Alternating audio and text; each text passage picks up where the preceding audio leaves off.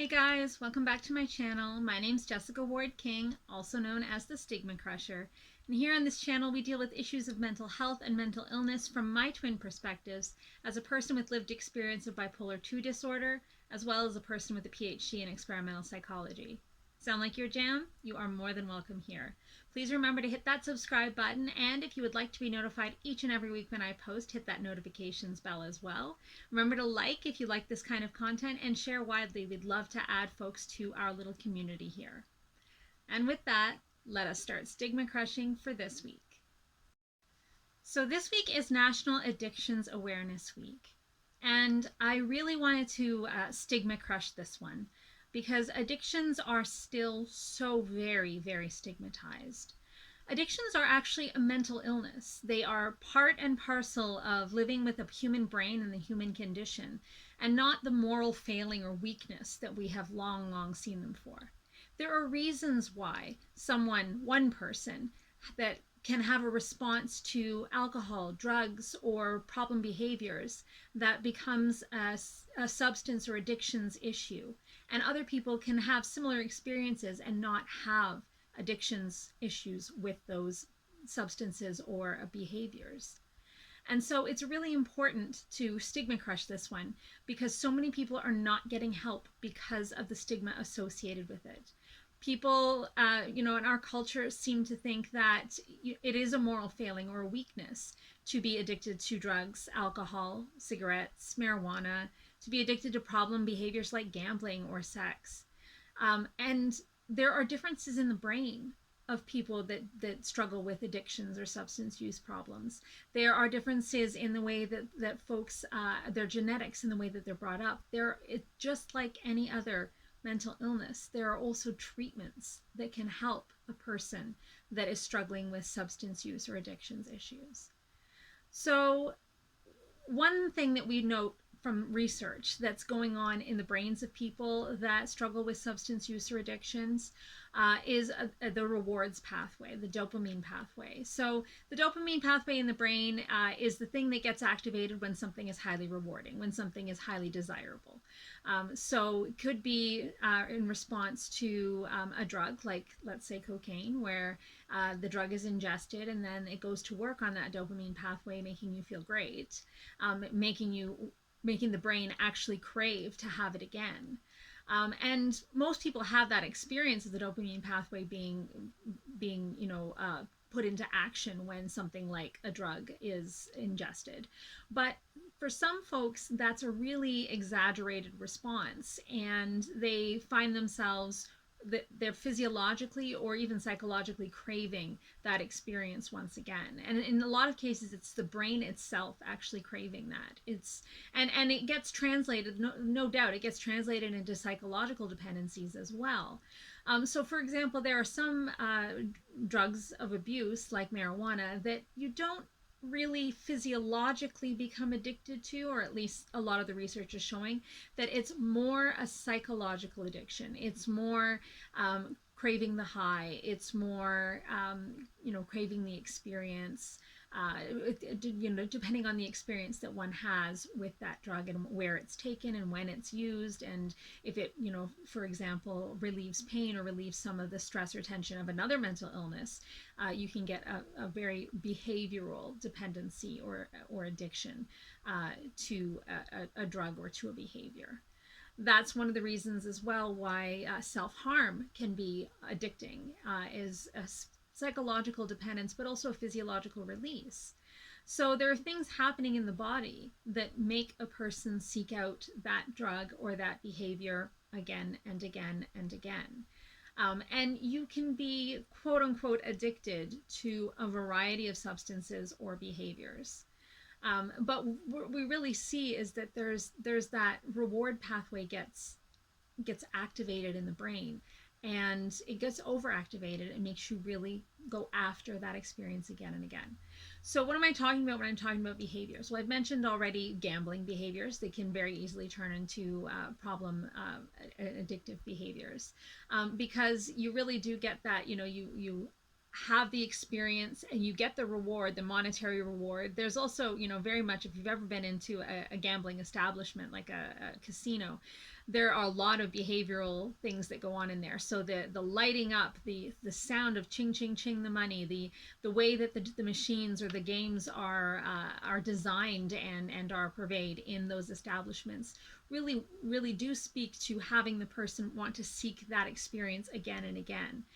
It's actually designed that way. It's designed essentially to increase the opportunity for addiction to that behavior, because of course that's in the best interests of the establishment, to get people coming back again and again for the same, to chase that same high.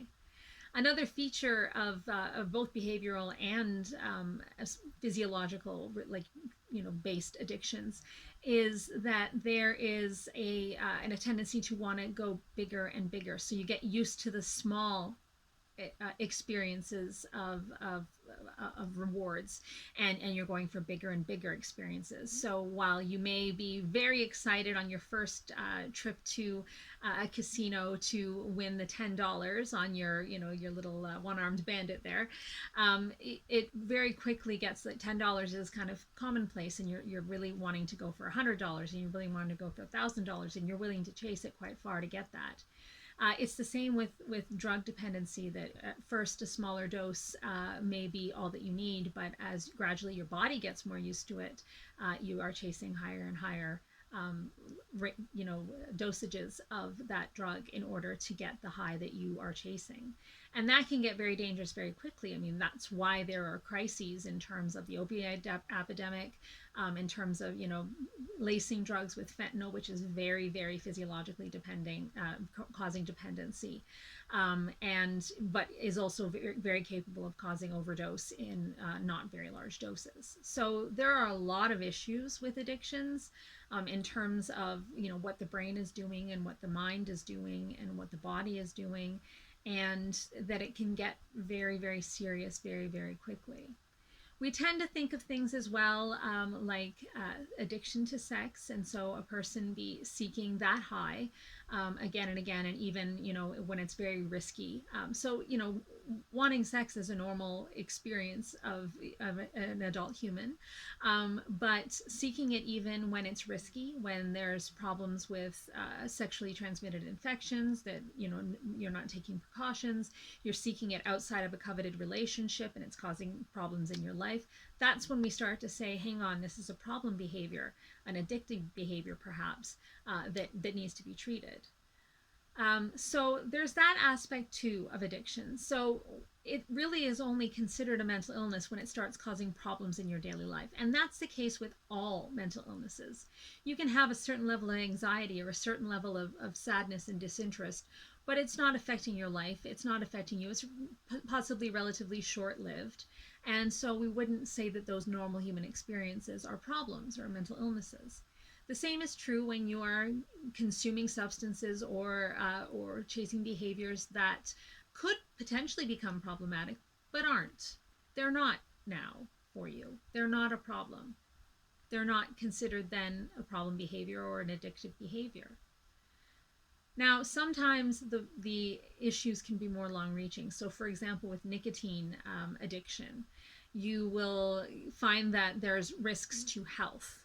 So even though you may not find smoking cigarettes or using your vape or whatever to be a problem in your life, it's a problem health-wise, where we would start calling it an addiction. So there's a little bit of gray area, gray zone there, where some behaviors might not be problematic for you, but they are problematic behaviorally or in terms of your health, and we can start calling them an addiction.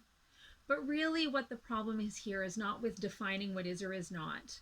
It's with the stigma that is surrounding it. So there's a huge amount of stigma around folks that are smoking cigarettes. There's a huge amount of stigma among folks that are using marijuana, particularly if they're using it regularly. There's an incredible amount of stigma for those that are using harder street drugs. We try not to talk about gambling and sex because there's a huge stigma surrounding those. So you'll find that people who are finding themselves having these problem behaviors or addictions to substances, not able to speak to their family and friends about it, not able to ask for help. Folks are worried that if it comes out that they're using drugs or alcohol, they may lose their jobs. And it's a real fear because there's so much stigma there that people may very well lose their jobs. The issue of a lot of the hard drugs being, crimes to possess and to use means that folks can't actually report their drug use and get help for it, for fear that they will actually end up, arrested, incarcerated, have a record for the rest of their life. And so this huge amount of stigma, this huge amount of risk, real risk to people, is the real problem. You wouldn't want to say that someone that is feeling, that is having psychosis should be arrested. In fact, there's a whole lot of argument nowadays that folks that are experiencing a psychotic break should not be dealing with the police. They should be dealing with first responders that are trained in mental health interventions. But if you're thinking about someone who's using illicit drugs, right there's the word: illicit, illegal, not allowed, not acceptable. And so when you hear of someone that's using those, it's very shocking, and it's very easy to put them into a box, to stigmatize them, to categorize them, to put shame and fear there instead of helping, instead of understanding, instead of working with a person. And the thing about addictions is that they're very hard to treat. They are treatable, but very hard. And there's the journey of recovery, just like it is with depression, where you may relapse. The same is true of addictions. In fact, the risk of relapse is very high, particularly early in the whole process of recovery. And that can frustrate people. That can frustrate your support systems who say, well, you chose to go and smoke again. You chose to go and drink again. You chose the problem behaviors again. So they get frustrated and give up. That same thing can happen with other mental illnesses, but because they are seen nowadays as less of a choice and more of a condition, it's less frequent with other mental illnesses, and very, very common for folks to lose patience and lose hope with folks that are trying to be in recovery from their addictions.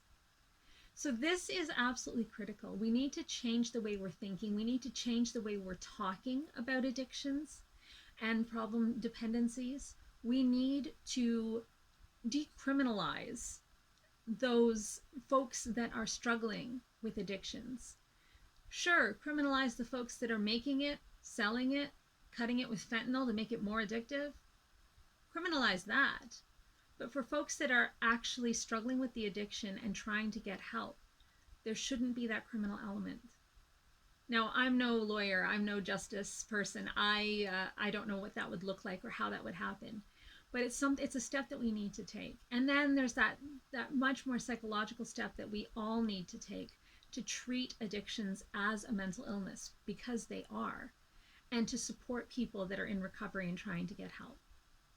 Now, I don't have a lived experience of addictions or dependency behaviors, so I can't give you that particular viewpoint on it.